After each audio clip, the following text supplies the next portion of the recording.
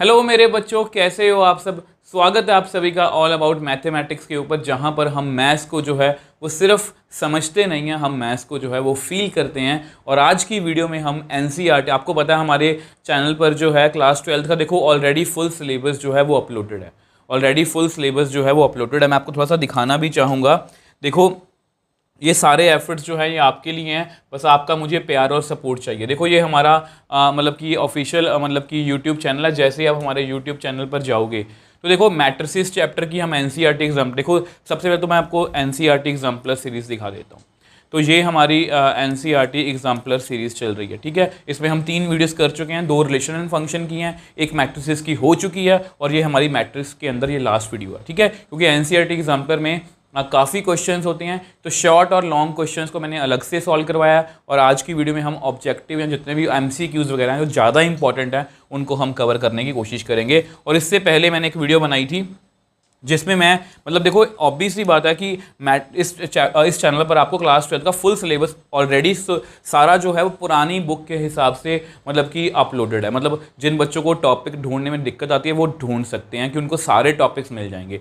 But मैंने अब दोबारा से जो है वो मेन जैसे यहाँ पर मैंने मैट्रिसेस की दोबारा से सारे कंसेप्ट और जो फॉर्मूलाज हैं एक ही वीडियो में करवाने की कोशिश की है। और ये वीडियो जो है वो बेस्ट है जो बच्चे रिवीजन करना चाहते हैं, जो चैप्टर को थॉरली एक ही वीडियो में करना चाहते हैं, तो उनके लिए ये वीडियो है। उसके बाद आप एनसीईआरटी एग्जाम्पलर जब करोगे तो आपको बहुत बहुत जो है वो हेल्प मिलने वाली है।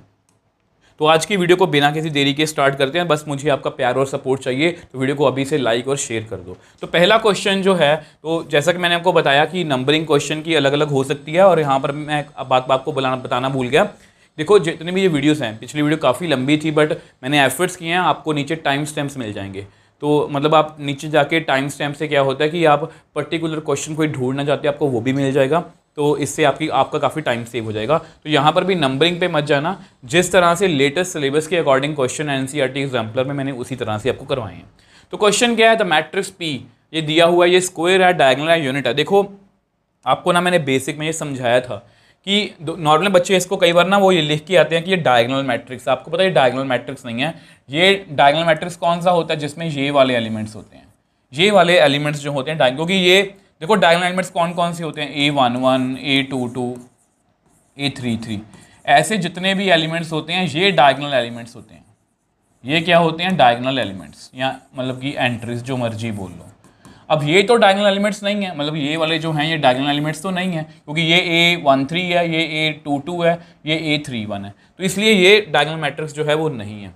तो इसको अगर इसका ऑर्डर देखें तो ये कौन सा है, 3x3। तो हमारी कौन सी ऑप्शन सही है, तो ये एक स्क्वायर मैट्रिक्स है। ये यूनिट मैट्रिक्स भी नहीं है, डायगोनल मैट्रिक्स भी नहीं है। तो इसलिए इन बातों का आप ध्यान रखोगे, ऐसे क्वेश्चन में हमें फंसना नहीं है। देखो मैट्रिक्स में से ना ज़्यादा चांसेस हैं कि आपको छोटे क्वेश्चन आएंगे, तो इस वीडियो को अपने बहुत ध्यान से देखना है। तो total number of possible matrices of order 3x3 of entry 0 और 2। ये क्वेश्चन बहुत वैसे ना बहुत बार मतलब कि एनसीईआरटी में भी है। देखो 3x3 मैट्रिक्स ऑर्डर का मतलब कि मैट्रिक्स है 1 2 3 4 5 6 7 8 9, ठीक है। तो ये आपका मैट्रिक्स है, तो ये आपका मैट्रिक्स है, तो ध्यान से देखना, ठीक है। ये आपका 3x3 मैट्रिक्स है। तो इसको समझने का एक सिंपल सा फंडा है। देखो यहाँ पर ना, देखो यहाँ पर आपके दो मतलब कि दो ही मतलब कि एंट्रीज आ सकती हैं, या तो 2 आ सकता है या 0 आ सकता है।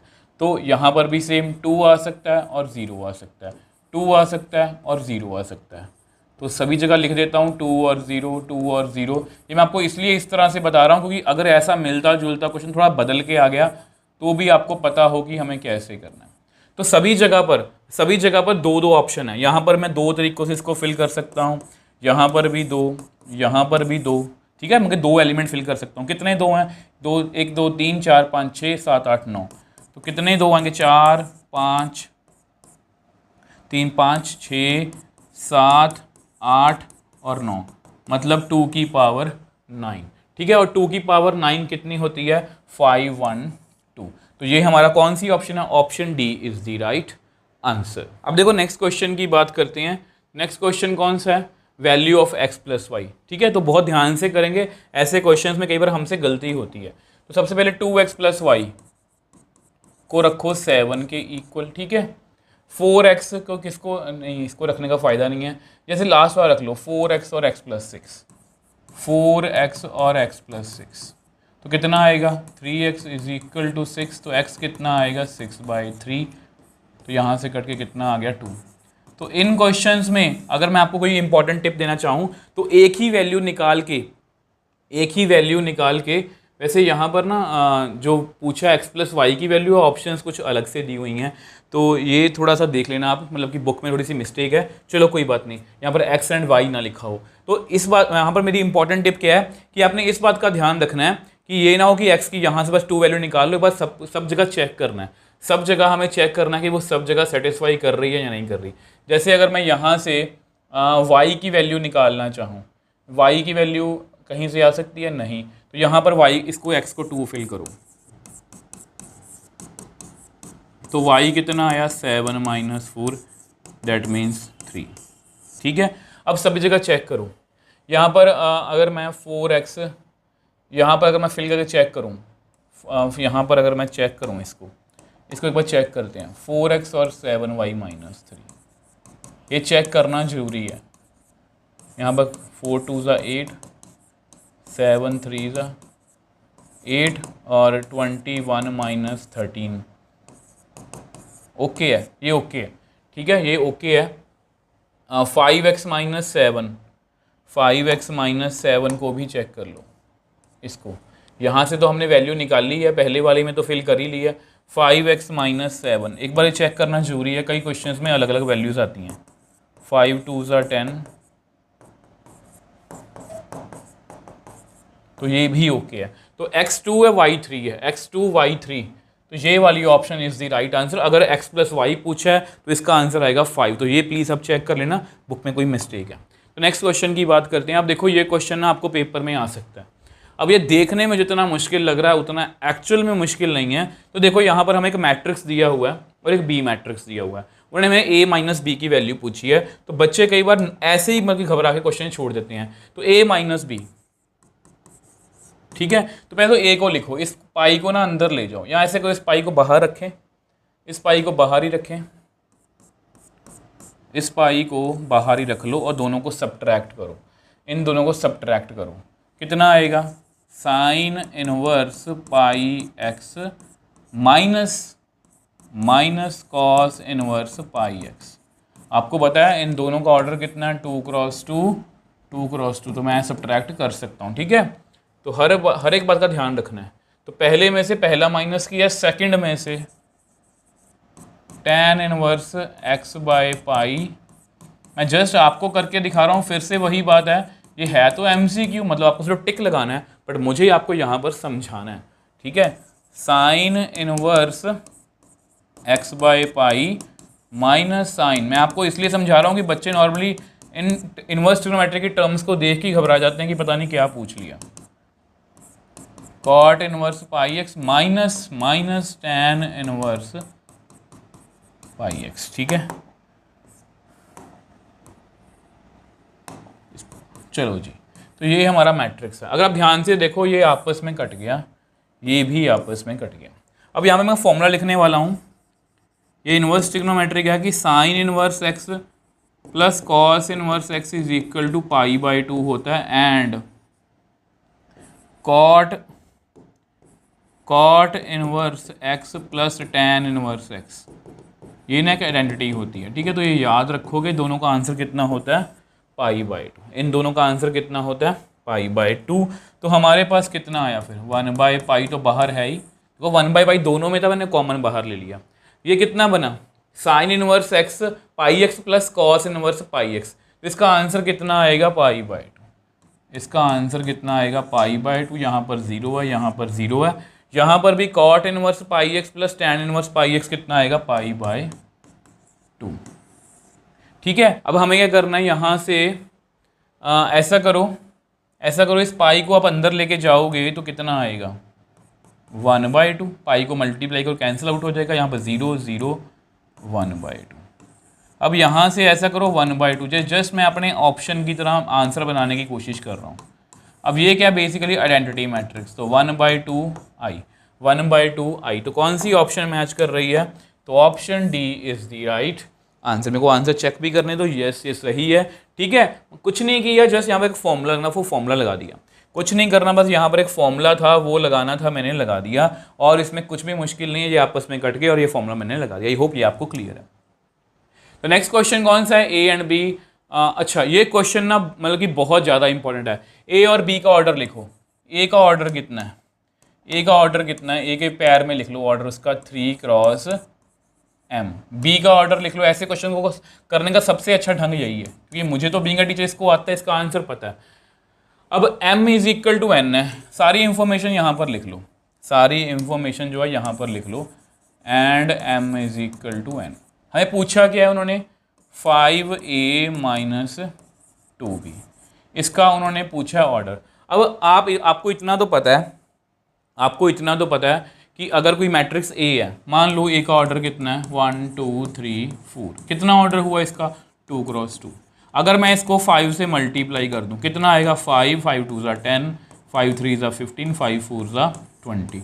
तो ऑर्डर कितना आएगा? 2x2 है। मतलब 5a होने से, मतलब 5a होने से ऑर्डर को कोई फ़र्क नहीं पड़ता, ना 2b होने से कोई फ़र्क पड़ता है। मतलब ये 5 और 2 जस्ट आपको कंफ्यूज करने के लिए। दो मैट्रिक्स को हम सब्ट्रैक्ट तभी करते हैं जब ऑर्डर उनका क्या होता है? सेम। ऑर्डर उनका क्या होता है? सेम। तो हम आंसर करने की कोशिश करेंगे यहाँ पर। अब इसका ऑर्डर है 5a, अब a का ऑर्डर है यहाँ पर, अगर मैं यहाँ पर लिखूँ ए का ऑर्डर कितना है? 3x m। और इसका ऑर्डर कितना है? इसका ऑर्डर कितना है? बी का ऑर्डर कितना है? बी का ऑर्डर है 3x n। अब आपको पता है m और n आपस में इक्वल हैं, ठीक है। तो इसका ऑर्डर जो है वो ऑर्डर क्या आ सकता है? देयरफॉर ऑर्डर इज, ऑर्डर क्या आएगा? यहाँ तो देखो 3x m, इसका मतलब तो देखो यहाँ पर उन्होंने खुद बोला कि m और n आपस में इक्वल हैं, तो क्लियरली 3x कुछ आएगा। तो ये तो आंसर देखो, ये ऑप्शन तो बिल्कुल गलत है, आगे m नहीं आ सकता, ठीक है। ये ऑप्शन भी गलत है, आगे 3 तो पक्का ही आएगा। अब ये ऑप्शन मुझे नहीं पता कि m और n की वैल्यू कितनी है, तो यहाँ पर मेरे पास कौन सी ऑप्शन बचती है? Option D is the right answer. तो ऑर्डर कितना होगा यहाँ पर मैं लिख भी देता हूँ, ऑर्डर कितना होगा? 3x n। देखो यहाँ तो ऑर्डर 3x m आएगा या 3x n आएगा। अब उन्होंने क्योंकि m और n आपस में इक्वल बोला हुआ, तो ये आ सकता है। तो ये हमारा ऑप्शन सही है, तो हमारा की आंसर बिल्कुल मैच कर रहा है। तो नेक्स्ट क्वेश्चन पे चलते हैं। अब a², ओके। अब देखो यहाँ पर ये क्वेश्चन ईजी है, वैसे यहाँ पर मैं आपको रिजल्ट भी बता दूंगा। अगर हम a 0 1 1 0, ठीक है, तो मुझे a² ढूंढना है। a² का मतलब है a इंटू a। तो 0 1 1 0 0 1 1 0। अब इसको इससे को 0 1, कितना आंसर आएगा? 0 + 1। अब इस रो को इस कॉलम के साथ 0, सॉरी यहाँ मैंने गलत लिख दिया, यहाँ पर करवाओ 0 0 0 0 1 0। वैसे मैंने नॉर्मली देखा है ये ना, जब ऐसा मैट्रिक्स हो, ये डायगोनल मैट्रिक्स तो नहीं है, जब भी इस तरह का डायगोनल मैट्रिक्स को हम मल्टीप्लाई करते हैं ना, आंसर हमेशा डायगोनल मैट्रिक्स ही आता है। चेक करो, देखो ये आंसर आया। तो हमारी कौन सी ऑप्शन के साथ मैच कर रहा है? तो option D is the right answer. I think ये भी हमारा आंसर जो है बिल्कुल एक्यूरेट है। नेक्स्ट क्वेश्चन पे चलते हैं। ओके, AIJ मैट्रिक्स दिया हुआ 2x2 AIJ। अब देखो यहाँ पर ना ये क्वेश्चन को हमें पहले बनाना पड़ेगा। तो a² की वैल्यू पूछी है। सबसे पहले तो हमें A मैट्रिक्स लिखना पड़ेगा। आपको पता है 2x2 है, तो कैसे लिखेंगे? A11 A12 A21 A22। अब यहाँ पर उन्होंने खास मतलब कि लिख के बोला हुआ है कि AIJ जो है उसकी वैल्यू 1 है और 0 है। 1 कब होती है? जब वो कि j के इक्वल नहीं है। 0 कब होती है? जब वो j के इक्वल है, याद करो मैट्रिक्स की बेसिक वाली वीडियो में ना मैंने आपको ऐसे बहुत सी चीज़ें बताई हैं। मैट्रिक्स मल्टीप्लिकेशन मैंने आपको ऐसी बहुत सी चीज़ें बताई हैं, ये जर्नल फॉर्म होती है, ठीक है। तो देयरफॉर विच एम्प्लाइज हमारा a कैसा हुआ? देखो यहाँ पर i और j बराबर हैं, i और j बराबर कितना आएगा? 0। यहाँ पर i और j बराबर नहीं है तो 1 आएगा। यहाँ पर ये 1 आएगा, यहाँ पर ये बराबर है तो कितना आएगा 0। ध्यान से देखो पिछले क्वेश्चन के जैसा ही है, उन्होंने ए स्क्वायर की वैल्यू पूछी है, मैं जस्ट फॉर्मेलिटी कर देता हूँ। वैसे हमें पता है कि इसका आंसर डायगोनल मैट्रिक्स ही आएगा, a इंटू ए कितना आएगा 0 1 1 0, करो मल्टीप्लाई 0 1 1 0। कभी भी देखो मेहनत से मत भागो और मेहनत में ज़्यादा शॉर्टकट ढूंढने की कोशिश मत करो। मेहनत में शॉर्टकट नहीं होता। आजकल आप ठीक है शॉर्ट्स वीडियो ज़्यादा देखते हो, ज़्यादा देखना पसंद करते हो, बट नॉलेज लेने के लिए शॉर्टकट नहीं होता। 0 1 0 0 0 0 1 0, ठीक है। तो कितना आंसर आ गया 1 0 0 1। ये है क्या? ये बेसिकली आइडेंटिटी मैट्रिक्स है, ठीक है। ये आइडेंटिटी मैट्रिक्स ही बना, तो ये आइडेंटिटी मैट्रिक्स ही बना, ठीक है। तो हमारा कौन सी ऑप्शन मैच कर रही है, कौन सी ऑप्शन मैच कर रही है? तो option A is the right answer, तो बिल्कुल सही आंसर है हमारा। नेक्स्ट पेज पे चलते हैं।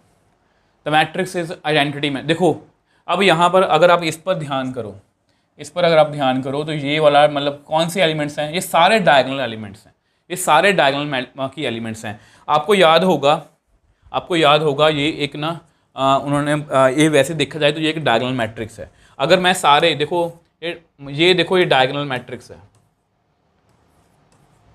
यही है ना, ये एक डायगोनल मैट्रिक्स है। मैं आपको वैसे ही समझा रहा हूँ, ठीक है। अगर मैं यहाँ पर सेम एलिमेंट कर दूँ, मान लो मैं यहाँ पर लिख दूँ 4 4 4, ये कौन सा मैट्रिक्स हुआ? ये स्केलर हुआ। और सेम वे से अगर मैं यहाँ पर 1 1 लिख दूँ, ये कौन सा हुआ? Identity matrix. यहाँ पर ये आइडेंटिटी मैट्रिक्स तो पक्का नहीं है, ठीक है। अब ये क्या अगर मैं इसको उल्टा करूँ, इसका ट्रांसपोज देखो। अब आप कहोगे सर आपको कैसे, हमें कैसे पता लगेगा कि हमें कैसे देखना है? ध्यान से देखो, यहाँ पर ऑप्शन की तरफ देखो, ऑप्शन में सिमेट्रिक मैट्रिक्स भी है। तो मैं एक बार आपको लिख के दिखाता हूँ। लेट ए कितना है? मुझे वैसे आंसर दिख रहा है, ठीक है। जस्ट आपको समझाने के लिए मैं एक्सप्लेन कर देता हूँ, इतना टाइम तो होगा आपके पास। तो ए ट्रांसपोज करो, ट्रांसपोज इस रो को कॉलम में लिखो, इस सेकंड रो को भी कॉलम में लिखो, थर्ड रो को भी कॉलम में लिखो। लो जी, तो ये तो बराबर आ गया, which implies A is equal to A transpose, therefore symmetric. देखो ऐसे क्वेश्चंस के आंसर मल्टीपल हो सकते हैं। यहाँ पर अगर ऑप्शन होती डायगोनल मैट्रिक्स, ये ना होता तो मैं डायगोनल मैट्रिक्स लिखता। तो हमारी कौन सी ऑप्शन सही है? सिमेट्रिक मैट्रिक्स, ठीक है जी। तो नेक्स्ट क्वेश्चन पे चलते हैं। नेक्स्ट क्वेश्चन कौन सा? अच्छा फिर से ये पूछ लिया। देखो ये डायगोनल मैट्रिक्स है, बिल्कुल भी ये डायगोनल मैट्रिक्स तो नहीं है, ये बिल्कुल भी देखो हमेशा इस अकॉर्डिंग चला करो। ये डायगोनल मैट्रिक्स तो बिल्कुल भी नहीं है। क्या ये सिमेट्रिक है? मुझे वैसे सिमेट्रिक भी नहीं लग रही। इसका हम ऐसा करते हैं, स्केलर मैट्रिक्स भी बिल्कुल नहीं है। अब ये दो चेक करने हैं तो हम इसको चेक कर लेते हैं। चेक करना कोई बड़ी बात नहीं है। ए को लिख लो 0 -5 8। वैसे मुझे पता है ये स्क्यू सिमेट्रिक है। क्यों? क्योंकि स्क्यू सिमेट्रिक मैट्रिक्स के डायगोनल एलिमेंट्स कितने होते हैं? 0। इसका मैंने आपको प्रूफ दिया था और ये क्वेश्चन आपको पेपर में आ सकता है। ट्रांसपोज करो, इसका ट्रांसपोज 0 -5 8। इस रो को कॉलम में लिखो, इस रो को कॉलम में लिखो। अब इसमें से एक बार माइनस कॉमन ले लो, अंदर कितना आएगा? 0, यहाँ -5, यहाँ 8, यहाँ 5, यहाँ 0, यहाँ 12, यहाँ -8, यहाँ -12, यहाँ 0। अब ये अपने माइनस की इक्वल आ गया, ठीक है। Therefore a is equal to minus of a transpose, तो कौन सा हुआ? Skew symmetric. तो हमारी कौन सी ऑप्शन सही है? Option c is the right answer. लो जी आगे चलते हैं। If a is a matrix of order m cross n, a is a matrix of order m cross n and B is a matrix such that AB transpose and B transpose A are both defined, ये दोनों defined है, okay, then the order of matrix। अब ये बहुत ध्यान से करना है, हमें बहुत ध्यान से करना है। ए का पहले ऑर्डर लिखो, जो गिवन है ना उसको लिखो। ये क्वेश्चन ना कंफ्यूज करने वाले होते हैं। ए का ऑर्डर इतना है m क्रॉस n, बी का हमें नहीं पता, बी का हमें गैस करना है यहाँ पर ऑर्डर कितना है। सच दैट देखो ए बी ट्रांसपोज, मैं आपको समझा रहा हूँ, देखो A B transpose is defined. इसका मतलब पता क्या? इसका मतलब समझने की कोशिश करो। यहाँ पर क्या होगा, एम क्रॉस एन। यहाँ पर बी ट्रांसपोज का मुझे नहीं पता, बट इतना पता है कि ये जो है ये सेम होना चाहिए। मैंने आपको ये सिखाया था ना कि ये सेम होना चाहिए। तो मुझे इतना पता लग गया कि यहाँ पर कितना होगा, एन। यहाँ पर कितना होगा, एन। ये मुझे नहीं पता अभी। ठीक है, अब देखो यहाँ पर और क्या हमें दिया हुआ है, अब इसको समझने की कोशिश करते हैं। यहाँ पर लिखा हुआ है B transpose A is defined. ठीक है, अब बी ट्रांसपोज का मुझे कुछ खास नहीं पता। मुझे ये पता है कि यहाँ पर एन होगा, इसके यहाँ पर क्या होगा, एन होगा। यहाँ पर क्या होगा, एन क्रॉस। अब ये नहीं पता। ठीक है, अब यहाँ पर कितना है, ए। अब ए का ऑर्डर कितना है, एम क्रॉस एन। अब आपको पता है ये सेम होना चाहिए, ये भी सेम होना चाहिए, डिफाइन है। अगर डिफाइन का मतलब ये होता है कि ये सेम है, इसका मतलब यहाँ पर कौन आएगा, यहाँ पर भी, यहाँ पर कौन, मतलब देखो यहाँ पर जैसे एन आ गया, यहाँ पर जैसे ये एन आ गया, तो यहाँ पर एन आया ना, तो यहाँ पर कितना आएगा, तो यहाँ पर आएगा जी एम। यहाँ पर कितना आएगा, एम। तो विच एम्प्लाइज, यहाँ से मैं कौन सी बात क्लियर होती है, यहाँ से मैं ये बात क्लियर होती है कि बी ट्रांसपोज का ऑर्डर कितना है, आगे एन है पीछे एम है, आगे एन है पीछे एम है। और विच एम्प्लाइज बी का ऑर्डर कितना होगा, एम क्रॉस एन, क्योंकि हम ट्रांसपोज में रोज और कॉलम को इंटरचेंज करते हैं। तो बी का ऑर्डर कितना, एम क्रॉस एन। तो हमारी कौन सी ऑप्शन सही है, option D is the right answer. कौन सा क्वेश्चन है, 62। तो बिल्कुल सही है। देखो बहुत बहुत बहुत इंपॉर्टेंट क्वेश्चन है। उन्होंने बोला कि ए का ऑर्डर इतना है, मैंने लिख लिया। देखो हमेशा क्वेश्चन को पहले लिखो, अपनी फॉर्म में लिखो कि किस तरह से हमें आंसर करना है। बी हमें नहीं पता, उन्होंने बोला कि ए बी हम डिफाइन है। अगर डिफाइन है इसका मतलब ये और ये सेम होंगे, इसका मतलब यहाँ पर मुझे पता लगा कि एन है। अब ये भी डिफाइन है, इसका मतलब यहाँ पर लगा एम है, तो इसका ऑर्डर एन क्रॉस एम हुआ, उसका उल्टा किया तो एम क्रॉस एन आ गया। आई होप ये आपको क्लियर है। अब A B of same matrix A B transpose is a. अब देखो यहाँ पर देखो नल मैट्रिक्स तो मैं कन्फर्म नहीं बोल सकता। देखो हमेशा ना ऑप्शंस को निगलेक्ट करना सीखो, क्योंकि मुझे ए और बी के बारे में पता ही नहीं, मैं कैसे बोल दूंगा ये नल मैट्रिक्स है, और यूनिट मैट्रिक्स के बारे में नहीं बोल सकता। तो मेरे पास दो ऑप्शन बचती हैं, और सिमेट्रिक और स्क्यू सिमेट्रिक को देख के मुझे पता है, सिमेट्रिक और स्क्यू सिमेट्रिक को देख के मुझे पता है, तो मुझे क्या करना है, मुझे जस्ट इसका ट्रांसपोज करना है।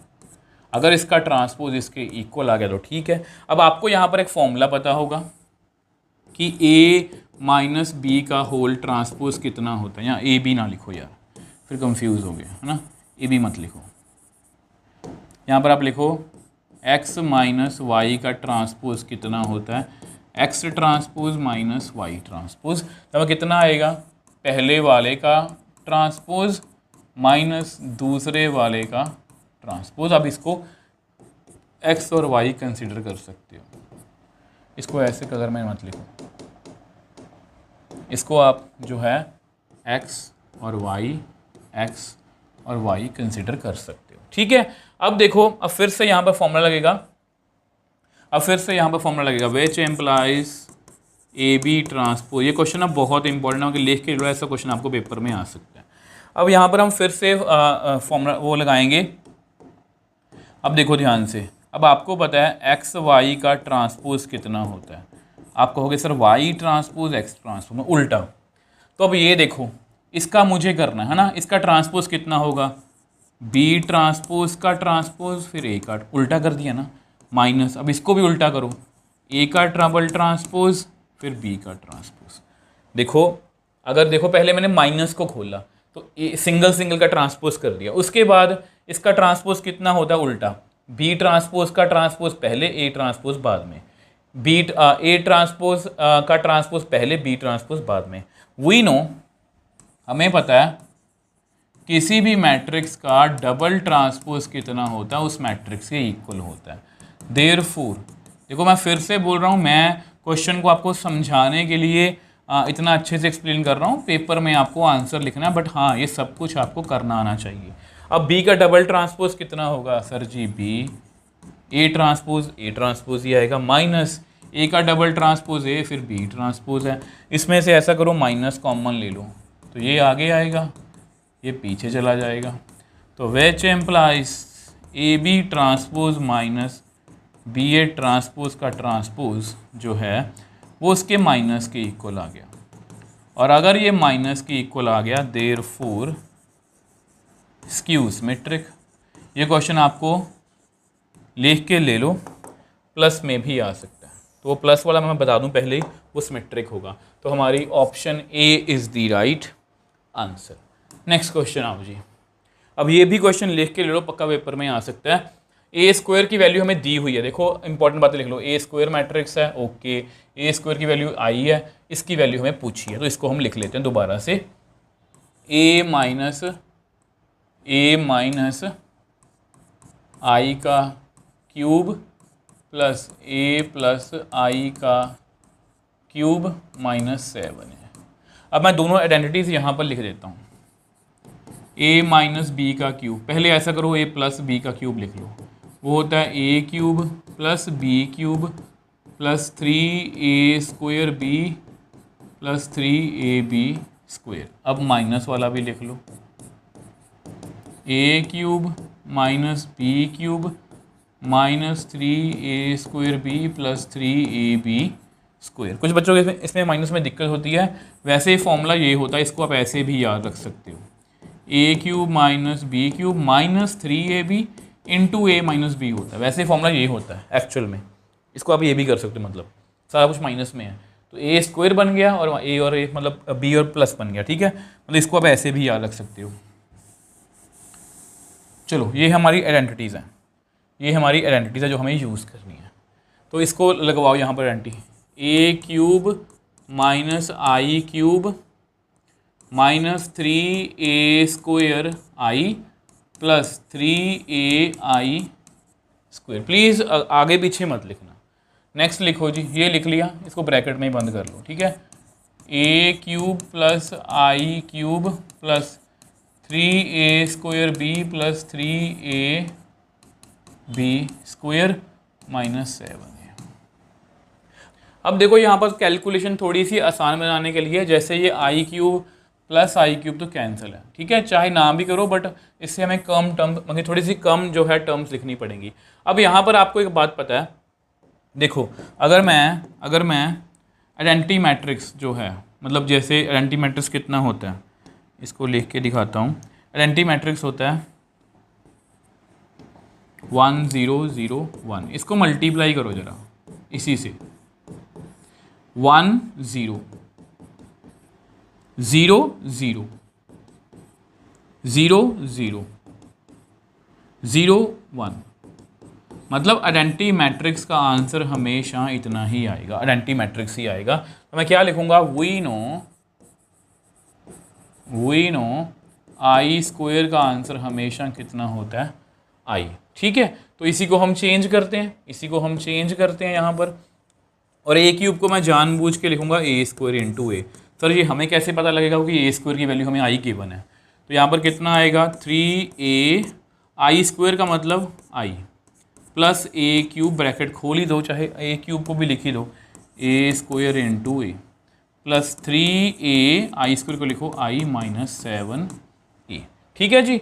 अब आपको पता है आल्सो, ये बात बता दो, ए आई या आई ए की वैल्यू कितनी होती है सेम मैट्रिक्स, क्योंकि आई जो है बेसिकली 1 का काम ही करता है, ठीक है। तो इस ए स्क्वायर को मैं क्या लिखूंगा, आई, इस ए स्क्वायर को मैं क्या लिखूंगा, आई। तो आई इंटू ए प्लस, अब इनको जोड़ दो, 3ai 6ai। नेक्स्ट स्टेप में मैं कंप्लीट कर दूंगा, इसको क्या लिखूंगा, आई ए माइनस 7। अब आई ए कितना होगा, ए, 6ai कितना होगा, ए, आई ए कितना होगा, ए माइनस 7a। कितना बन गया, 8a माइनस 7a। कितना आंसर आ गया, ए। तो कौन सी ऑप्शन सही है, तो option A is the right answer. तो इस तरह से हमने, देखो ये क्वेश्चन ना बहुत ज़्यादा इंपॉर्टेंट है, ये बहुत इंपॉर्टेंट है, ऐसा कोई भी इसके जैसा मिलता जुलता क्वेश्चन जो है वो आपको पेपर में आ सकता है। तो इसलिए इस क्वेश्चन को अपने बहुत ध्यान से करके जाना, ठीक है। तो नेक्स्ट क्वेश्चन की बात करते हैं। For any two matrix A and B we have, अब देखो A B is equal to 0, ये मैं कैसे बोल सकता हूँ कि ये भी ज़ीरो ही होगा हमेशा। और मैं सही बात बताऊँ तो इसमें जो है ये कंफ्यूजिंग है। मैंने आपको बताया था कि मल्टीप्लिकेशन जो है कुछ केसेस में वो कम्यूटेटिव होती है, कुछ केसेस में वो नहीं होती। मतलब यह पक्का नहीं बोल सकता कि ये बराबर नहीं होंगे, ये भी पक्का नहीं बोल सकता कि ये बराबर ही होंगे। तो इसलिए हमारी कौन सी ऑप्शन बचती है यहाँ पर? Option D is the right answer. बहुत ध्यान से इन क्वेश्चंस को करना है। यहाँ पर मैंने आपको बात बताई थी, अगर मैं आपको यहाँ पर एक क्वेश्चन ऐड करूँ जो मैंने शॉर्ट्स में पूछा था, ऐसी कौन सी दो मैट्रिसेस हैं जिनको मैं मल्टीप्लाई करूँ तो आंसर हमेशा कम्यूटेटिव आए, मतलब ये आए आंसर हमेशा, a B is equal to B a. तो आप बोलोगे सर जी, आप बोलोगे सर जब दोनों मैट्रिक्स क्या होंगी? Diagonal matrix. जब भी हम दो डायगोनल मैट्रिक्स को मल्टीप्लाई करते हैं तो हमें हमेशा कम्यूटेटिव मिलता है। ठीक है, तो नेक्स्ट है जी फिलिंग द ब्लैंक्स। तो फिलिंग द ब्लैंक्स जो है ये मतलब कि आपके कंसेप्ट को समझने के लिए ये भी काफ़ी हेल्प कर सकते हैं। तो ऐसा मैट्रिक्स बताओ जो सिमेट्रिक भी हो, स्क्यू सिमेट्रिक भी हो। तो कोई भी एक मैट्रिक्स ले लो, मैं आपको जस्ट समझाने के लिए यहाँ पर बता रहा हूँ। ठीक है, पेपर में कौन सा आपको ये एक्सप्लेन करना है। तो मान लो ये मैट्रिक्स ले लो, अगर आप इसका ट्रांसपोज भी करोगे तो कितना आएगा? 0 0 ही आएगा। और ए को आप ए को ट्रांसपोज लिख सकते हो और ए को आप इसके माइनस के इक्वल भी लिख सकते हो, क्योंकि माइनस को कोई फर्क, जीरो कोई फर्क नहीं पड़ेगा। तो ये सिमेट्रिक भी हुआ, स्क्यू सिमेट्रिक भी हुआ। तो यहाँ पर आप कौन सी ऑप्शन फिल करोगे? यहाँ पर आप लिखोगे null matrix.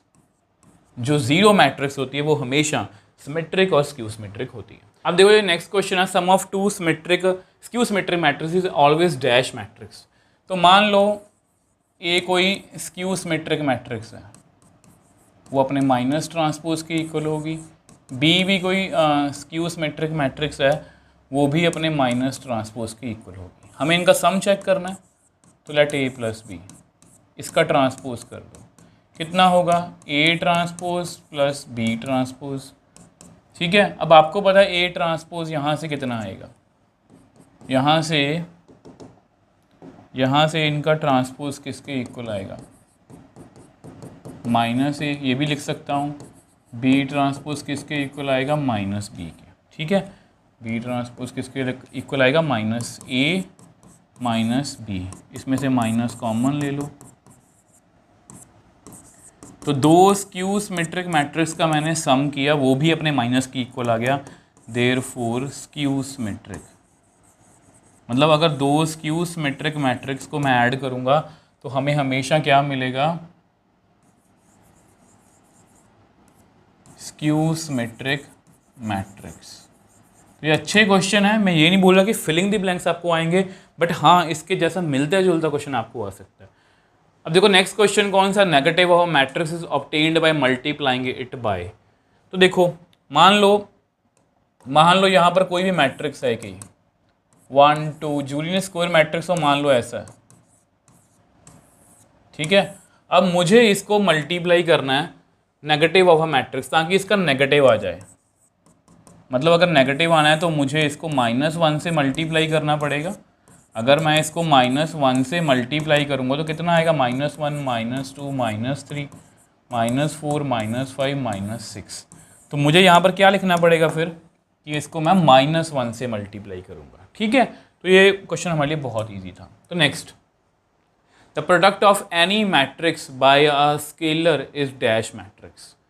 The product of any matrix bye scalar. तो यहाँ पर भी फिर से वो एग्जांपल ले लेता हूँ। मान लो कोई मैट्रिक्स ले लो 1 2 3 4, इजी मैट्रिक्स ले लो। अब इसको मुझे इस तरह से किसी स्केलर से मल्टीप्लाई करना है कि इसका आंसर जो है नल मैट्रिक्स। ये कौन सी मैट्रिक्स है? ये नल मैट्रिक्स है। ये उसी ऑर्डर की होगी जो मैट्रिक्स आपने यहाँ पर ली है। तो इसको मैं ऐसे कौन से स्केलर से मल्टीप्लाई करूँ?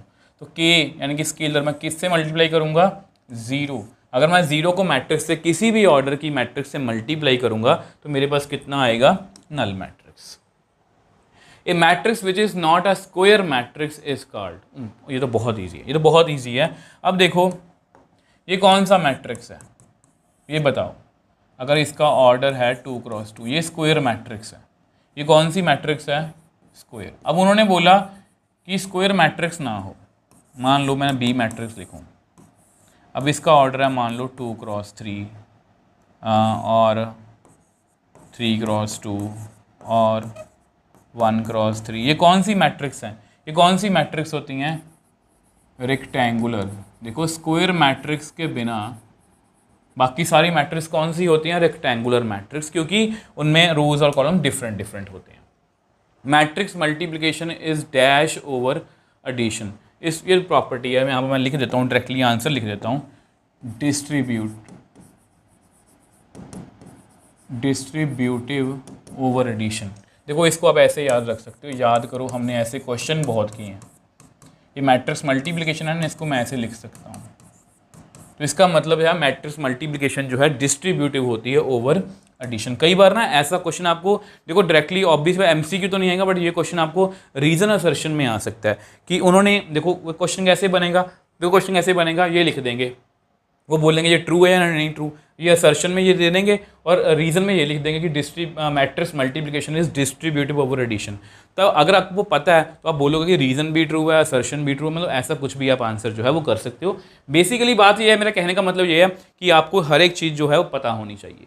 अब ये जो क्वेश्चन है, ए सिमेट्रिक मैट्रिक्स है, ए क्यूब क्या होगा, तो ये बहुत अच्छा क्वेश्चन है, ये बहुत अच्छा क्वेश्चन है, आपको सॉल्व करके दिखाता हूँ।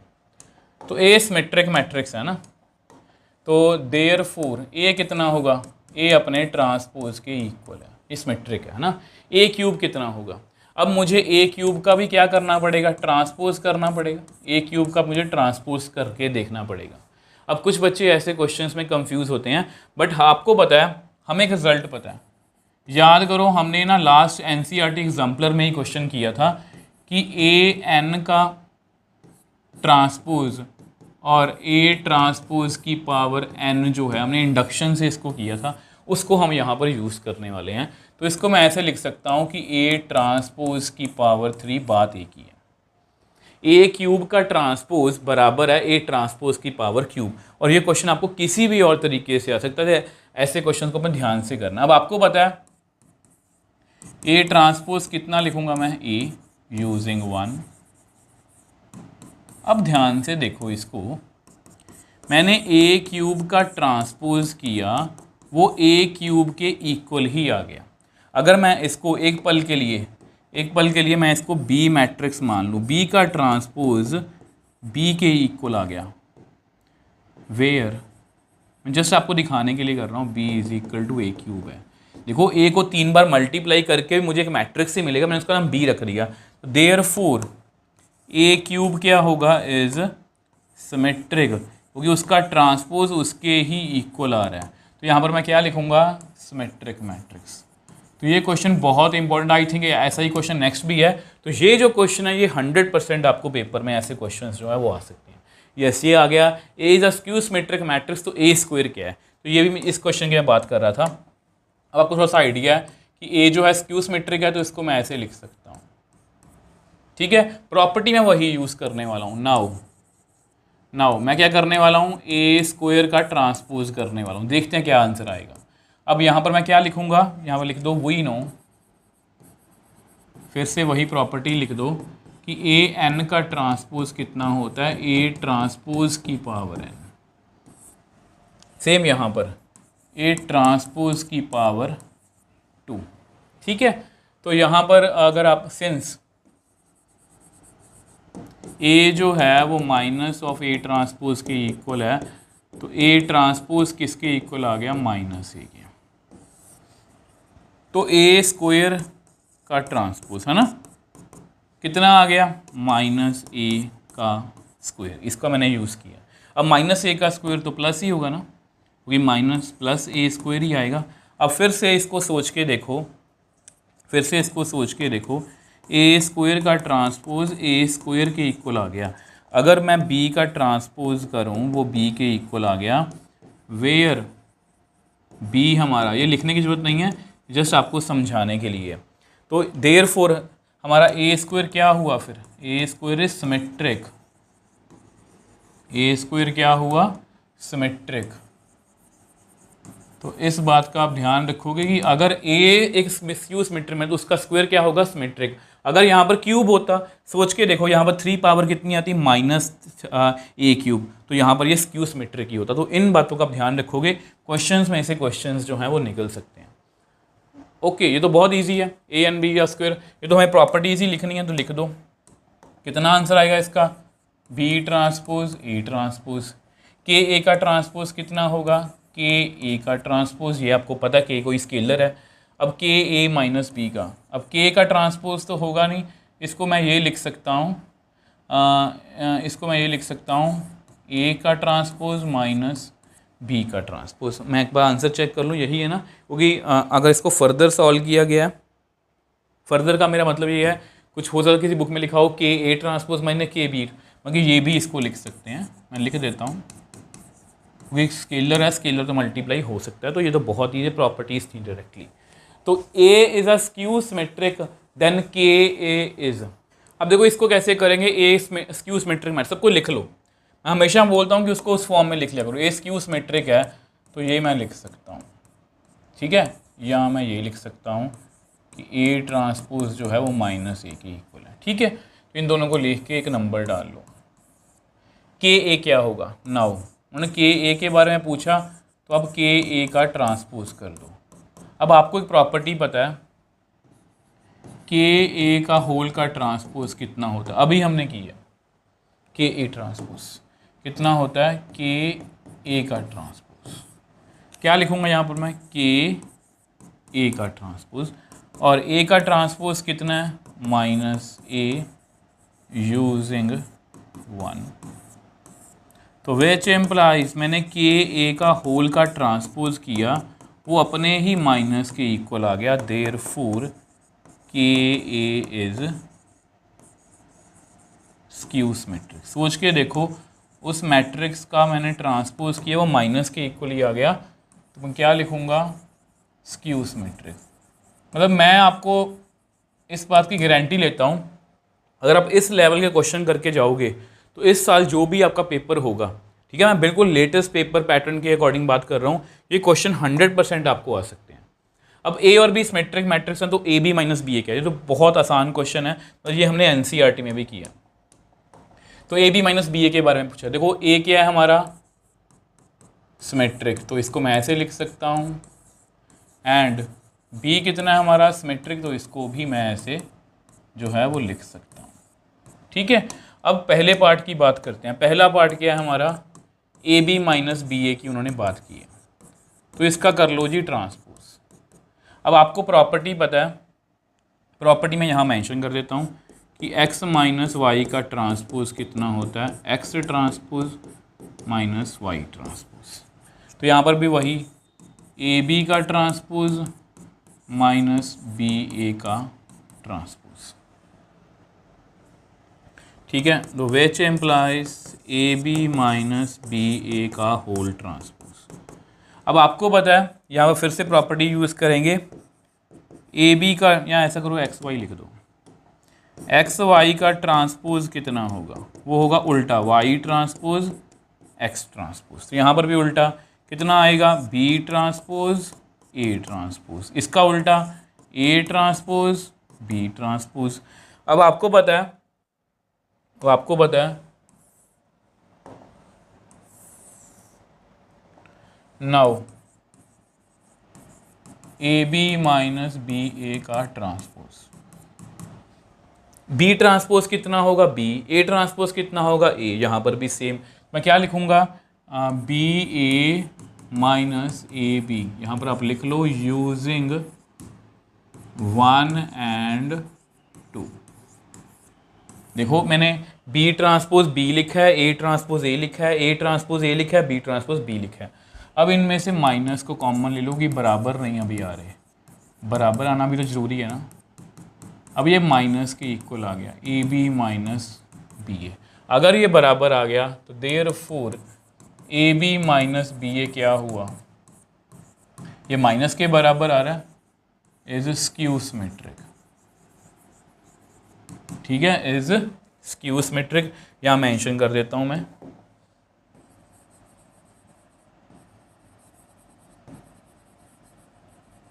Skew symmetric. अब सेकंड क्वेश्चन जो पूछा है, अब इसमें डाउट होगा आपको थोड़ा बहुत। सेकंड क्वेश्चन पूछा है B A minus 2 A B, इसको भी करते हैं, इसका ट्रांसपोज लेना है। कैसे होगा, यही प्रॉपर्टी यूज़ करेंगे, ये वाली पड़ी है, बी ए का ट्रांसपोज माइनस 2ab का ट्रांसपोज। अब फिर से ये वाली प्रॉपर्टी यूज़ करेंगे, एक्स ट्रांसपोज, उल्टा क्या होगा, ए ट्रांसपोज बी ट्रांसपोज। अब 2 का तो ट्रांसपोज करने की जरूरत नहीं है, आपको पता है प्रॉपर्टी, आपको पता है के ए का के एक्स का ट्रांसपोज कितना होता है, के एक्स ट्रांसपोज। तो ये वाली प्रॉपर्टी मैं यहाँ पर यूज़ करूँ, 2 का कोई फ़र्क नहीं पड़ेगा। इसका उल्टा बी ट्रांसपोज ए ट्रांसपोज। अब आपको पता है ए ट्रांसपोज ए के इक्वल है, बी ट्रांसपोज बी के इक्वल है, बी ट्रांसपोज बी के इक्वल है, ए ट्रांसपोज ए के इक्वल है। तो यहाँ पर यूजिंग 1 and 2 लिख लो, यूजिंग 1 and 2। यहाँ पर मुझे कोई आंसर तो नहीं दिख रहा, तो यहाँ पर इसका मैंने ट्रांसपोज किया, ये किसके इक्वल आया, ए बी। अब इसको मैं बी ए नहीं कर सकता, ये किसके आया, बी ए। अब बी ए को मैं ए बी नहीं लिख सकता बिना मर्जी के। आपको पता है मल्टीप्लिकेशन जो है वो कम्यूटेटिव हो भी सकती है, नहीं भी हो सकती। तो यहाँ पर ये इसके इक्वल आ रहा है, तो ना तो ये इसके इक्वल आया, मतलब सेम होना चाहिए यहाँ पर, ना ही ये माइनस का कोई फ़र्क पड़ा है। तो यहाँ क्या लिखूँगा, देयरफॉर क्या लिखूँगा, neither symmetric nor skew symmetric.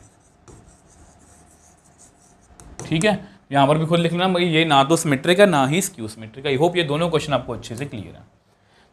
तो next A is symmetric matrix. ठीक है, तो ए हमें सिमेट्रिक मैट्रिक्स दिया हुआ है, ये बहुत आसान है। ए हमें सिमेट्रिक मैट्रिक्स दिया हुआ है, तो ए का ट्रांसपोज ए के इक्वल है, इसको 1 कर लो। अब इसके बारे में पूछा है, इसके बारे में पूछा तो इसका ट्रांसपोज कर दो। ठीक है, ट्रांसपोज में कैसे होगा, अब अगर मैं 3 मैट्रिक्स लूँ, ए बी सी का ट्रांसपोज कितना आएगा, C transpose B transpose A transpose. उल्टा चलेंगे ना, तो यहाँ पर भी उल्टा चलो, पहले बी ट्रांसपोज फिर ए ट्रांसपोज फिर बी ट्रांसपोज का ट्रांसपोज। अब आपको पता है किसी भी मैट्रिक्स का डबल ट्रांसपोज सेम मैट्रिक्स ही होता है। ठीक है, तो कितना आएगा, बी ट्रांसपोज ए ट्रांसपोज कितना आएगा, ए ही आएगा, बी का डबल ट्रांसपोज बी ही आएगा। यहाँ पर आप लिख सकते हो using 1 a transpose is equal to a. तो यहाँ पर हमारे पास कितना आ गया, बी ट्रांसपोज ए बी का ट्रांसपोज किया तो सेम ही आ गया, सेम ही आ गया। देयरफॉर क्या हुआ, सिमेट्रिक। क्या हुआ, इसका आंसर कितना आएगा, सिमेट्रिक। मैं आपको वैसे ही अपनी नॉलेज के लिए बता दूं, अगर यहाँ पर ए स्क्यू सिमेट्रिक होता तो ये भी एक स्क्यू सिमेट्रिक मैट्रिक्स ही आता, ये भी एक स्क्यू सिमेट्रिक मैट्रिक्स आता। तो नेक्स्ट क्वेश्चन की बात करते हैं। अब नेक्स्ट क्वेश्चन कौन सा है, नेक्स्ट क्वेश्चन है जी हमारे पास कि A and B are symmetric matrices of same order, then A B is symmetric if and only if. अब देखो, ये देखो क्वेश्चन ध्यान से, ए और बी सिमेट्रिक मैट्रिक्स है, तो a is equal to A transpose and b is equal to B transpose. उन्होंने पूछा a b, now a b लिखो, ए बी का ट्रांसपोज करो, कितना आएगा, आपको पता है उल्टा आएगा, बी ट्रांसपोज ए ट्रांसपोज। उन्होंने सिमेट्रिक के बारे में पूछा है ना, तो ये कितना आएगा, बी ट्रांसपोज कितना आएगा, बी, ए ट्रांसपोज कितना आएगा, ए। यहाँ पर आप लिख लेना, यहाँ पर आप लिख लेना यूजिंग 1 तो विच इम्प्लाइज ए बी का ट्रांसपोज किसके इक्वल आया, बी ए के। तो ये वही बात हो गई, ये वही बात हो गई इस क्वेश्चन वाली, कि ये ना तो इसके बराबर, मतलब ये अगर ये सेम स्टेटमेंट यहाँ पर आती कि बी ए माइनस 2ab तो ये सिमेट्रिक होता, अगर सेम स्टेटमेंट में से माइनस कॉमन आता तो मैं बोलता स्क्यू सिमेट्रिक, तो कुछ भी नहीं है। तो सेम यहाँ पर ये ऐसे कोई आंसर नहीं है, ना तो ये सिमेट्रिक है ना ये स्क्यू सिमेट्रिक है, बट यहाँ पर लिखा कि ये सिमेट्रिक होगा ओनली अगर मैं now if a B is equal to B a कर दूं। ठीक है, विच एम्प्लाइज ए बी का ट्रांसपोज किसके इक्वल आ जाएगा, ए बी के, बी ए का उल्टा ए बी, तो ये सिमेट्रिक बन गया, तो ये सिमेट्रिक बन गया। तो यानी कि अगर ए बी ट्रांसपोज को ए बी को सिमेट्रिक होना है तो a B is equal to B a जो है वो होना चाहिए। यहाँ हम ये भी बोल सकते हैं कि ए बी की मल्टीप्लिकेशन जो है वो कम्यूटेटिव होनी चाहिए। ये क्वेश्चन जो है ये आपको MCQ वगैरह में आ सकता है, MCQ में आ सकता है, रीजन असर्शन में आ सकता है। बहुत अच्छा क्वेश्चन है। अब जितने भी क्वेश्चन है वो ट्रू फॉल्स हैं, जितने भी क्वेश्चन है वो ट्रू फॉल्स हैं। अब देखो ये ट्रू फॉल्स वाले क्वेश्चन है बहुत ईजी हैं। ए मैट्रिक्स डिनोट्स अ नंबर। अगर मैट्रिक्स को मैं नंबर डिनोट कर दूँ उसको डिटर्मिनेंट बोलते हैं। मैट्रिक्स क्या होता है? मैट्रिक्स इज रेक्टेंगुलर अरेंजमेंट, ठीक है, रेक्टेंगुलर अरेंजमेंट होता है। मैट्रिक्स जो होता है वो रेक्टेंगुलर अरेंजमेंट होता है। तो देयरफॉर ये वाली जो स्टेटमेंट है ये हमारी क्या है? फॉल्स। ये हमारी क्या है? फॉल्स, क्योंकि मैट्रिक्स नंबर नहीं होता। Matrix of any order can be added. देखो मैं साथ साथ मैं आपको एग्जांपल दे रहा हूँ 1 2 3 4, ठीक है। ये मान लो 2 क्रॉस 2 है। इसमें मैं अगर मैट्रिक्स ऐड करूँ 1 और 3, इसका ऑर्डर कितना है? 2 cross 1।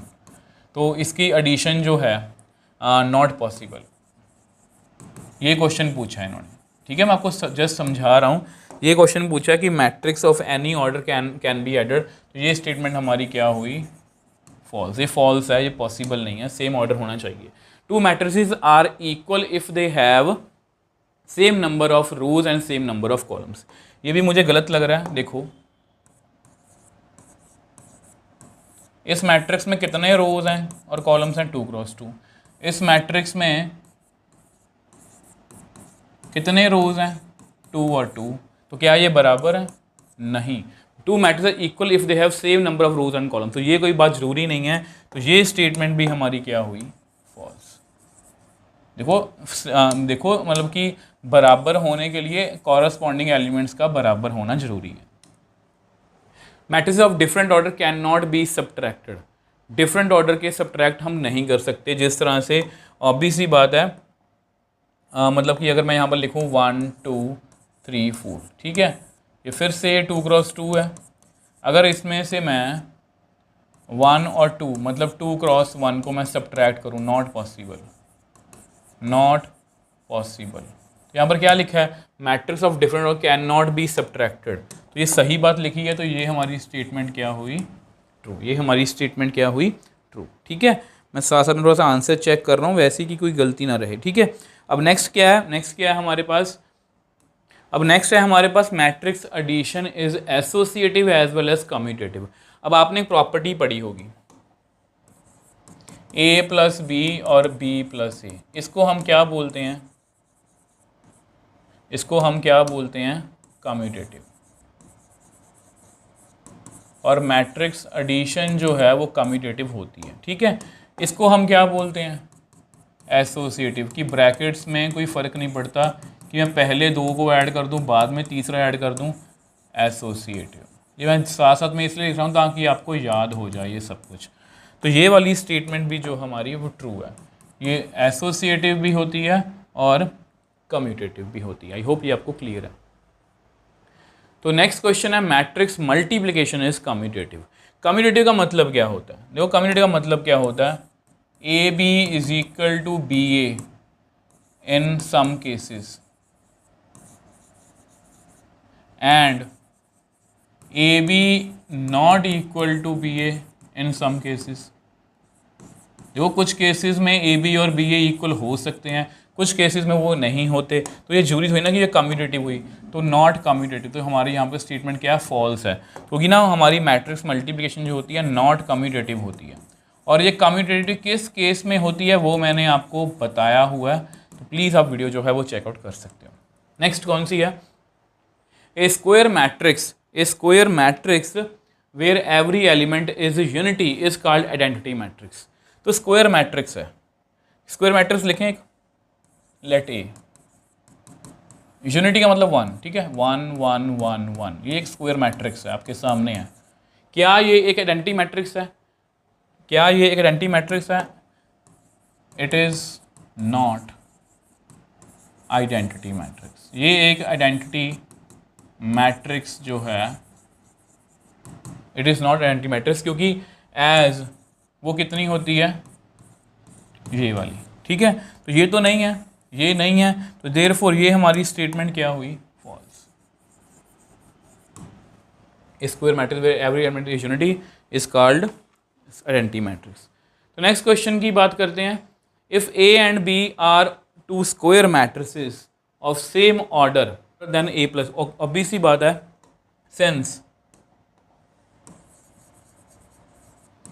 Matrix addition, since matrix addition is commutative, क्योंकि मैट्रिक्स एडिशन जो है वो कम्यूटेटिव होती है, therefore a plus b is equal to b plus a, ये बराबर होगा। आपको कहोगे सर ऑर्डर तो बताया नहीं, बताया हुआ है टू स्क्वायर मैट्रिक्स, मतलब उनका ऑर्डर जो है ऑफ सेम ऑर्डर लिखा हुआ है, इसलिए ये पॉसिबल है। तो ये स्टेटमेंट हमारी क्या हुई फिर, ट्रू। ठीक है, ये कौन सी हुई, ट्रू।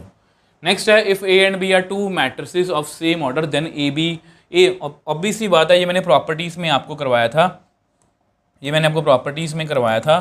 सिंस मैं जस्ट आपको लिख रहा हूँ ताकि आपको सब कुछ रिकॉल हो जाए। Subtraction is not commutative, subtraction जो है वो कम्यूटेटिव नहीं होती, देयरफॉर हमारी जो स्टेटमेंट है वो क्या है, फॉल्स है। देखो इसको आप फील भी कर सकते हो, इसको आप फील भी कर सकते हो। ए कोई मैट्रिक्स लिख लो 1 2, ठीक है, बी कोई मैट्रिक्स लिख लो 3 4। अगर आप a माइनस बी करोगे तो कितना आएगा, -2 -2, है ना, और b माइनस ए करो, 3 में से 1 गया 2, 4 में से 2 गया 2, तो clearly a minus b not equal to b minus a, तो ये स्टेटमेंट हमारी क्या है, फॉल्स है। अब देखो नेक्स्ट क्वेश्चन कौन सा है कि ए बी मैट्रिक्स 0 है, या तो ए 0 होगा या बी या दोनों। अब ये जरूरी नहीं है, इसकी मैंने आपको ना लास्ट वीडियो एनसीईआरटी एग्जाम्पल वाली वीडियो में ही बताया था, इसकी मैंने आपको एग्जाम्पल लेनी भी बताई थी। एक को ना एक मैट्रिक्स ले लो जिसमें ये वाली रो कॉलम जो है 0 कर दो, और बी में ये सेकंड वाली रो जो है वो 0 कर दो। यहाँ पर आप जो मर्जी एलिमेंट फिल कर लो, 1 2 3 4। अब क्लियरली ना तो ए 0 है ना ही बी 0 है, इनको मल्टीप्लाई करो, 0 0 0 0, ये आपको याद भी रहेगा एग्जाम्पल लेनी, 0 0 0 0। तो यहाँ पर ए बी कितना आ गया, मतलब ए बी कितना आ गया 0, और क्लियरली यहाँ पर ना ये 0 है ना ये 0 है, तो ये स्टेटमेंट हमारी क्या हुई, फॉल्स। ये स्टेटमेंट हमारी क्या हुई, फॉल्स। ऐसे क्वेश्चंस करके आपको बहुत कॉन्फिडेंस मिलेगा। ट्रांसपोज ऑफ कॉलम मैट्रिक्स, अब ये तो बहुत इजी है। कॉलम मैट्रिक्स आपको पता है जिसमें कॉलम 1 होती है, कॉलम मतलब वर्टिकल लाइन, है ना। अब ये कॉलम मैट्रिक्स है, ठीक है, ये कॉलम मैट्रिक्स है। अब इसका करो जी ट्रांसपोज, इसका करो जी ट्रांसपोज, कितना आएगा, मतलब उल्टा करना है ना, पहली रो को कॉलम में, दूसरी रो को दूसरी कॉलम में, दूसरी रो को तीसरी कॉलम में, ये बन गया 1 क्रॉस 3। अब देखा जाए तो ये एक रो मैट्रिक्स बन गया जिसमें रो कितनी है, जिसमें रो कितनी है 1, तो ये स्टेटमेंट भी हमारी क्या हुई, false. Next, if A and B are two square matrices of same order then A B is equal to B A, not possible. आपको पता है मल्टीप्लिकेशन, मेरे को पहले भी बताया था, ये दोबारा ही रिपीट हो गया वैसे, multiplication is not always commutative, ये हमेशा कम्यूटेटिव नहीं होती, तो देयरफॉर ये स्टेटमेंट हमारी क्या है, फॉल्स। अगर वो ये लिख दें कि ये आपस में होता है तो ये भी फॉल्स है, ये याद होगा, ये भी फॉल्स है, ऐसा नहीं है कि ये ट्रू हो जाएगा, ये भी फॉल्स है। If each of the 3 matrix of same order are symmetric then their sum is a symmetric matrix. A जो यहाँ पर ए जो है 3 मैट्रिसेस हैं ना, ए जो है वो मान लो ए ट्रांसपोज के इक्वल है, बी जो है वो बी ट्रांसपोज के इक्वल है, सी जो है वो सी ट्रांसपोज के इक्वल है, ठीक है, इसको नंबर 1 दे दो, मतलब 3 मैंने सिमेट्रिक मैट्रिक्स लिया। अब इनका सम की वो बात कर रहे हैं, नाउ इनका सम लो, A plus B plus C, इनका ट्रांसपोज करो। इसका ट्रांसपोज तो सिंपल ही है, A transpose plus B transpose plus C transpose. अब देखो आपको पता है कि ए का ट्रांसपोज कितना है ए, बी का ट्रांसपोज कितना है बी, सी का ट्रांसपोज कितना है सी यूजिंग 1। तो आपको खुल के क्लियरली दिख रहा होगा यहाँ पर कि मैंने 3 मैट्रिसेस का ट्रांसपोज किया, वो उसके ही इक्वल आ गया, उसके सम के इक्वल ही आ गया, देयरफॉर क्या हुआ, symmetric. If each of then their sum is a symmetric matrix. तो ये हमारी स्टेटमेंट क्या हुई, ट्रू। ये हमारी स्टेटमेंट क्या हुई, ट्रू। नेक्स्ट क्वेश्चन पे चलते हैं। नेक्स्ट क्वेश्चन क्या है, if A and B are any 2 matrices of same order then okay. वैसे ही मुझे गलत, आपको पता है ये गलत है। वी नो, हमें एक फॉर्मूला पता है कि ए बी का ट्रांसपोज कितना होता है, B transpose A transpose, A B transpose नहीं होता, तो ये फॉल्स है। ये क्या है, हमारी स्टेटमेंट क्या है, फॉल्स। तो नेक्स्ट क्वेश्चन पे चलते हैं। इफ़ ए बी का whole transpose is equal to B transpose A transpose where A and B are not square matrix. अब मतलब यहाँ पर स्क्वायर मैट्रिक्स की बात नहीं कर रहे, ये बहुत इंपॉर्टेंट लाइन उन्होंने बोली है कि ए एंड बी जो है वो स्क्वायर मैट्रिक्स नहीं है। Then number of rows of A is equal to number of columns in B and number of columns in A is equal to number of rows in B.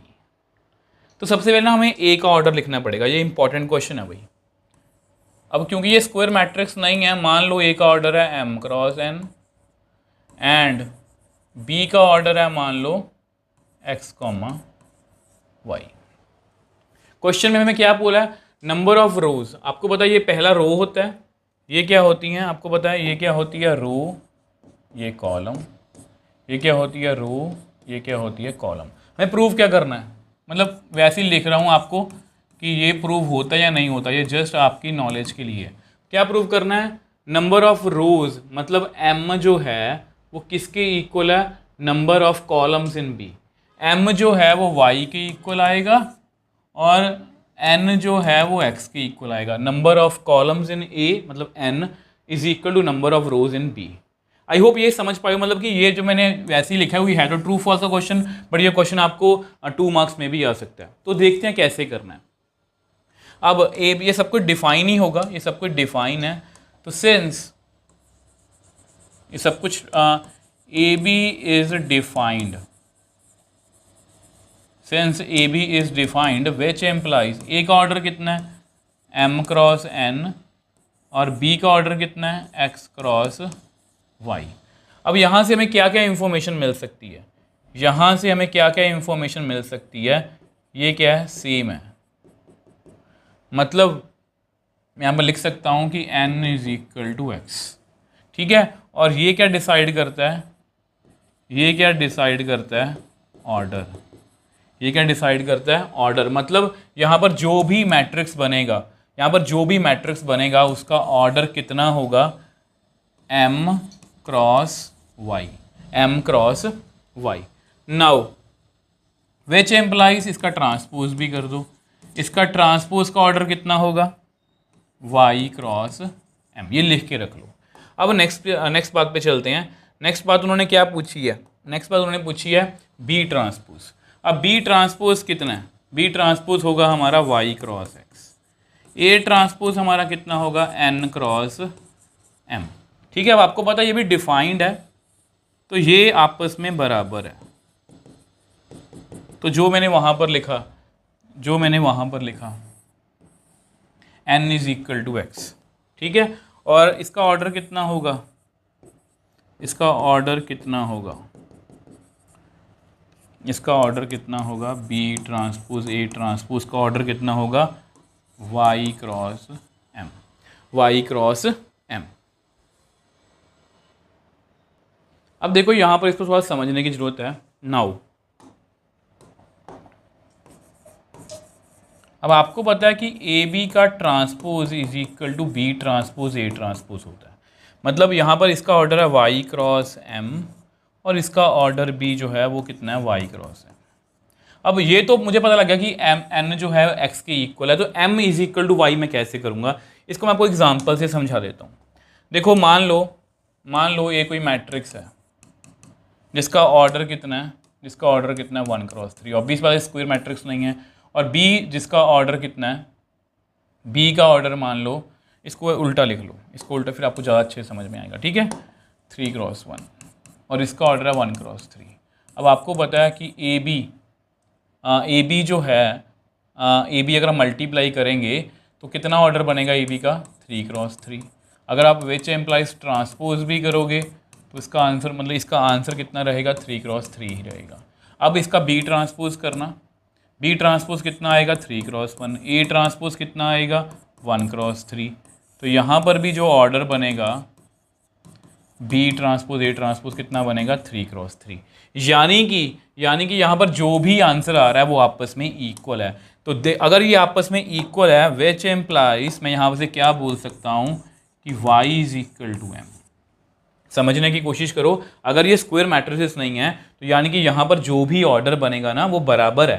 देखो दो matrix बराबर, दो matrix देखो इसको समझने की कोशिश करो, जो मैंने आपको यहाँ पर एग्जांपल सिखाई है ये मैंने इसलिए बताई है कि दो ट्रांसपोज अगर बी ट्रांसपोज ए ट्रांसपोज की इक्वल है, इसका मतलब वो दोनों का ऑर्डर जो है वो मतलब कि यहाँ पर सेम होगा। यहाँ पर y और m की वैल्यू क्या होगी, सेम, n और x की वैल्यू भी सेम है। तो यहाँ पर हमने क्या, यहाँ पर स्टेटमेंट को क्या लिखेंगे, फिर हम यहाँ पर स्टेटमेंट को क्या लिखेंगे, हम ट्रू। तो ये स्टेटमेंट जो है वो ट्रू है। और ये क्वेश्चन आपको किसी भी और तरीके से MCQ में, रीजन असर्शन में 2 मार्क्स में आ सकता है और ये अच्छा क्वेश्चन था। तो नेक्स्ट क्वेश्चन की बात करते हैं। नेक्स्ट क्वेश्चन है ए b c are of square matrices of same order, then A B is equal to a c always implies that b is equal to c. अब ये ना मैंने आपको वैसे पहले करवाया हुआ NCERT एग्जाम्पलर की फर्स्ट वाली वीडियो में, तो ये क्वेश्चन हमने NCERT एग्जाम्पलर की फर्स्ट वाली वीडियो में किया हुआ है। तो ये अच्छा क्वेश्चन है, यहाँ मैंने वो एग्जाम्पल लिखने का तरीका बताया था। इसमें क्या बताया था मैंने, देखो क्वेश्चन में वो ये बोल रहे हैं कि ए बी अगर ए सी के इक्वल है तो ए और ए कट गया तो B is equal to C, but ये जरूरी नहीं है, ये जरूरी नहीं है मैट्रिक्स में। तो मैंने आपको बताया था कि एक मैट्रिक्स लिख लो 1 1 और बी सी मैट्रिक्स लिख लो 1 1। अब नीचे से जो मर्जी लिख दो, नीचे जो मर्जी एलिमेंट लिख दो, जैसे यहाँ पर लिख दो 2 और 3, यहाँ पर लिख दो 5 और 6, जो मर्जी लिख दो। यहाँ पर सेम ऑर्डर बोला उन्होंने, सेम ऑर्डर बोला उन्होंने, ठीक है, सेम ऑर्डर बोला उन्होंने, ठीक है। अब देखो ए को मैं इस हिसाब से लूंगा, नाउ ए को मैंने जानबूझ के इस तरह से लिया, ठीक है। अब करो जी एक बार, अब एक बार ना मेरे को करके दिखाओ ए बी। ऑब्वियस बात है बी और सी आपस में इक्वल नहीं है, यहाँ पर लिख दो which implies B not equal to C, but A B करके देखो इसका, ए बी करो जी। ए कितना आएगा 1 0 0 0, बी कितना है 1 1 2 3, 1 0 1 0 0 0 0 0, कितना आंसर आया 1 1 0 0, ठीक है। अब एसी करो, सेम लिखो 1 0 0 0, ये एग्जाम्पल लिखनी आपको आनी चाहिए। सी लिख लो 1 1 5 6, करो जी पहले 1 0 1 0 0 0 0 0। तो यहां पर देख लो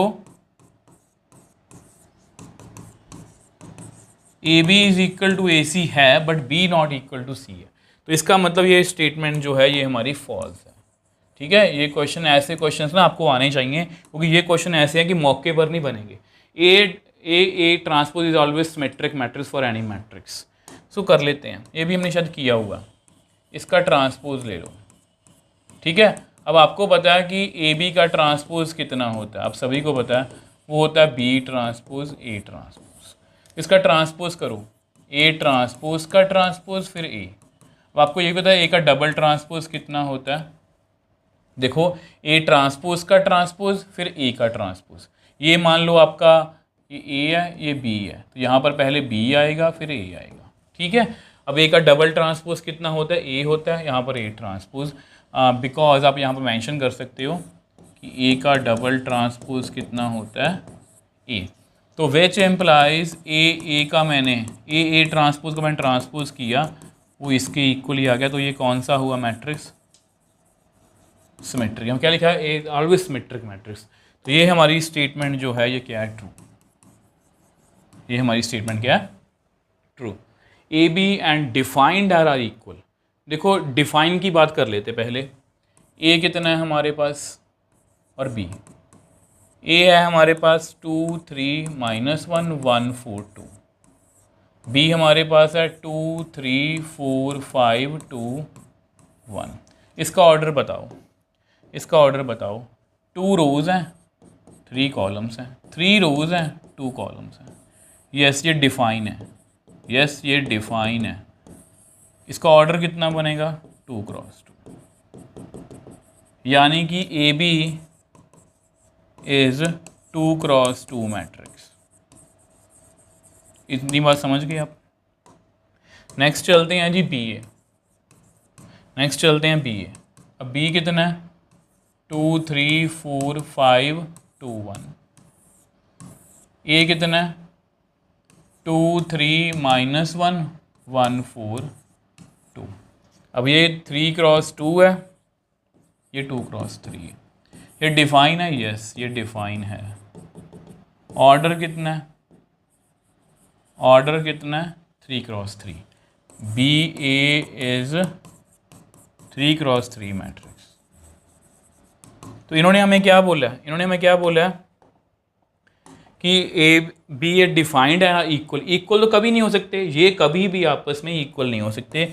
a B not equal to B a, क्योंकि इसका ऑर्डर 2 क्रॉस 2 है, इसका 3 क्रॉस 3 है। तो ये स्टेटमेंट हमारी क्या हुई, फॉल्स। नेक्स्ट क्वेश्चन है जी। अब देखो ये आपका लास्ट क्वेश्चन है। If A is a skew symmetric matrix तो ए स्क्वायर सिमेट्रिक मैट्रिक्स। ये हमने आज ही शायद किया, ये हमने आज ही किया है। तो ए इसमें स्क्यू सिमेट्रिक है तो ए का ट्रांसपोज उसके माइनस के इक्वल हो, इसको नंबर 1 दे दो। अब हमें उन्होंने बोला कि ए स्क्वायर को चेक करना है, ए स्क्वायर का ट्रांसपोज कर दो। अब आपको पता है कि ए एन का ट्रांसपोज और ए ट्रांसपोज की पावर एन, ये हम प्रूव कर चुके हैं लास्ट वीडियो में, ठीक है। तो यहाँ पर हम ए ट्रांसपोज का स्क्वायर लिख सकता हूँ। ए ट्रांसपोज किसके इक्वल है, माइनस ऑफ ए के। इसका मतलब कितना आ गया, प्लस का a square, which implies a square का ट्रांसपोज ए स्क्वायर के इक्वल आ गया। अगर मैं इसको बी मान लूँ, बी का ट्रांसपोज बी के इक्वल आ गया, वेयर बी कितना है, ए स्क्वायर। तो इसको मैं क्या बोलूँगा, therefore A square is symmetric. और अगर ये सिमेट्रिक है, हमें यही बोला है, तो ये स्टेटमेंट हमारी क्या हुई, ट्रू।